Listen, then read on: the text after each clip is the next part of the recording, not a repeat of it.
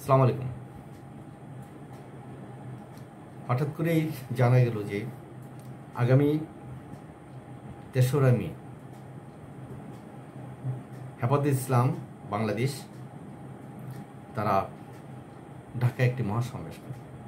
এটা নিয়ে একটু নানা দিকে একটু আলোচনা হচ্ছে যে হঠাৎ করে যে হেফাজতে ইসলাম বাংলাদেশ কেন তারা ৩ মে তারা ঢাকা সমাবেশ করছে। তাদের যে আজকে মিটিং ছিল, তাদের যে সভা ছিল, সেই সভায় সিদ্ধান্ত হয়েছে যে তারা সমাবেশ করবে। কেন? যে শাপলা চত্বরে গণহত্যা, পিলখানা হত্যাকাণ্ড, গুম খুন, মোদি বিরোধী আন্দোলন ও ছাত্র জনতার ফেসিবাদী বিরোধী আন্দোলন সহ আওয়ামী লীগের আমলে দায়ের করা সকল মিথ্যা মামলা প্রত্যাহারের দাবিতে এই সিদ্ধান্ত নিয়েছে। তাহলে ঘটনা হলো কি?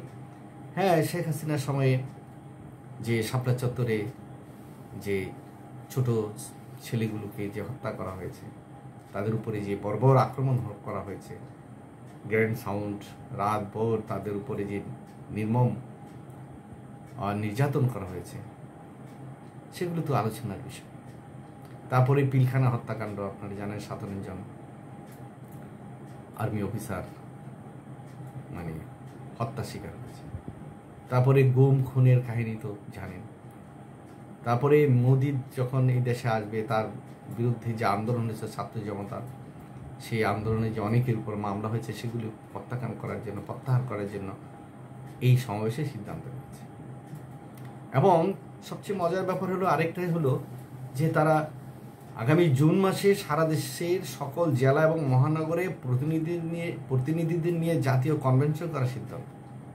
আসলে তারা তো কোনো রাজনৈতিক দল নাই, নির্বাচনও তারা করবে কিনা ঠিক বোঝা যাচ্ছে না, কিন্তু তারা একটা প্রস্তুতি নিচ্ছে যে বাংলাদেশের যে বর্তমান পরিবেশ কিংবা 2024-এর জুলাই আগস্ট যে বিপ্লব, সেই বিপ্লবের তারা সমর্থন, এবং বিপ্লবের মাধ্যমে যে সমস্ত লোকজন শহীদ হয়েছে কিংবা যারা আহত হয়েছে, পঙ্গু হয়েছে, তাদের প্রতি তাদের একটা সমবেদনা আছে। কিন্তু একটা জিনিস আমাদেরকে বুঝতে হবে যে বাংলাদেশ একটি সাম্প্রদায়িক সম্প্রীতির দেশ।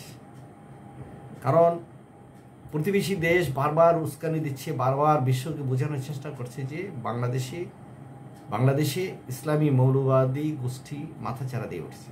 শেখ হাসিনা নেই তো উগ্রবাদী মুসলিম গোষ্ঠীগুলো কিংবা জঙ্গি গোষ্ঠীগুলো এখন তারা সংখ্যালঘুদের উপর অত্যাচার করার চেষ্টা করছে, সংখ্যালঘুদের বাড়িঘর আক্রমণ করছে, তারা নির্যাতন করতেছে, হত্যাকাণ্ড করতেছে, মসজিদ, মন্দির ইত্যাদি গির্জায় তারা আক্রমণ করতে, এগুলি তারা বলার চেষ্টা করেছে এবং বলছে। তাদের মিডিয়াগুলো সবসময় এই গান গেয়ে যাচ্ছে, কলের গান যেরকম গায় তেমনি তারা একের পর এক বাংলাদেশ সম্পর্কে গেয়ে যাচ্ছে।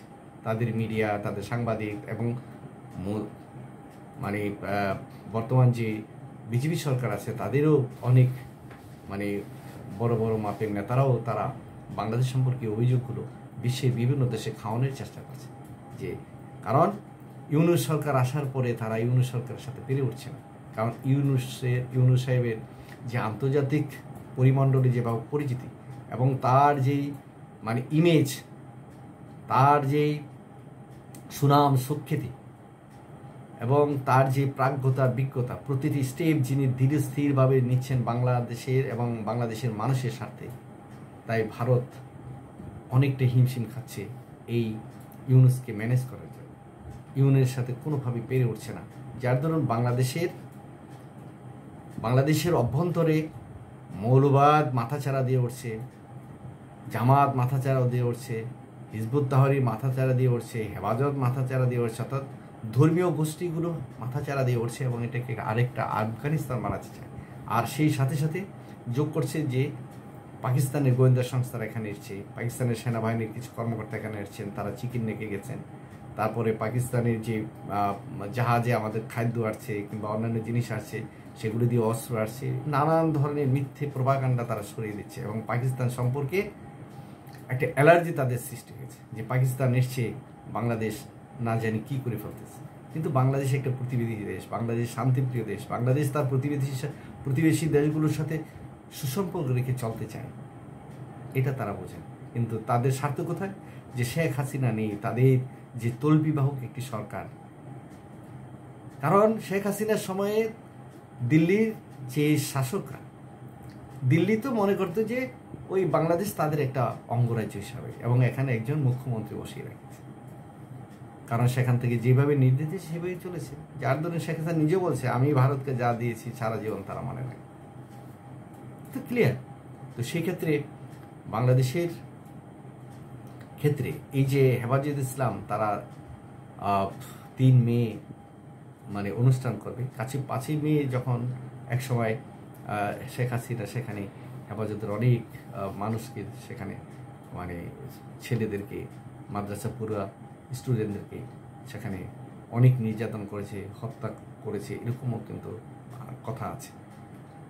এবং আন্তর্জাতিক পরিসরও এগুলি নিয়ে অনেক ব্যাপক আলোচনা হয়েছে, এখনো হচ্ছে।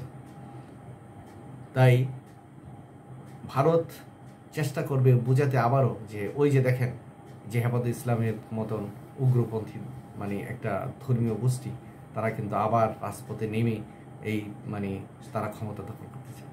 কিন্তু হেফাজত ইসলাম তো তা না। হেফাজত ইসলাম বাংলাদেশ তারা এই জুলাই আগস্টের বিপ্লবে যদি তাদের লোকজন তারা যদি সমর্থন না দিত, তাহলে ছাত্রদের পক্ষে কিন্তু এই আন্দোলনে সফল হওয়া খুব কঠিন ব্যাপার ছিল, এবং শেখ হাসিনাকে দেশ থেকে বিতরণ করা কঠিন ছিল। তাই হেফাজতের সাথে ছাত্র জনতা এবং সেনাবাহিনীর একটি অংশ তারা কিন্তু সহযোগিতা করেছে, বিধেই আমরা সফল হয়েছে, একটি মানে ফেসিবাদ মুক্ত, সুরেশের মুক্ত একটি বাংলাদেশ পেয়েছি। তাই যে কথাটা বলতে চাচ্ছি যে হেফাজতকেও চিন্তা ভাবনা করি, মানে মাঠে নামতে হবে, যা এমন কিছু করা যাবে না যেটাতে আমাদের মানে যে প্রতিবেশী দেশ যারা আমাদের সাথে এখন শত্রুর মতো আচরণ করে, তারা যাতে বাইরে ভুল মেসেজ পাঠাতে না পারে। যার ধরুন সেই সমাবেশ মহাসমাবেশ যাই হোক না কেন শান্তিপূর্ণ, এবং তাদেরকেও হেফাজতকেও মানে বোঝাতে হবে স্পষ্টভাবে সারা পৃথিবীর মানুষকে যে না, আমরা মানে ধর্মে আমরা ইসলাম ধর্মের মানুষ, আমরা মুসলিম, আমরা ধর্মীয় উন্মাদনা, ধর্মীয় সন্ত্রাস কিংবা আমরা জঙ্গিবাদ কায়েম করতে চাই না। আমরা চাই আমাদের বাংলাদেশকে আমরা ভালোবাসি, বাংলাদেশের সামাজিক পরিবেশ, রাজনৈতিক পরিবেশ, ধর্মীয় পরিবেশ এবং সংখ্যালঘু যারা আছে তাদের সাথে আমরা ভাই ভাই ঠাই করে সুন্দরভাবে বাঁচতে চাই। ইসলাম শান্তির ধর্মতে আমরা শান্তি কামনা করি। এই মেসেজগুলো যেন আমরা বিশ্বের বিভিন্ন প্রান্তে দিতে পারি। ধন্যবাদ, সবাই ভালো থাকবেন।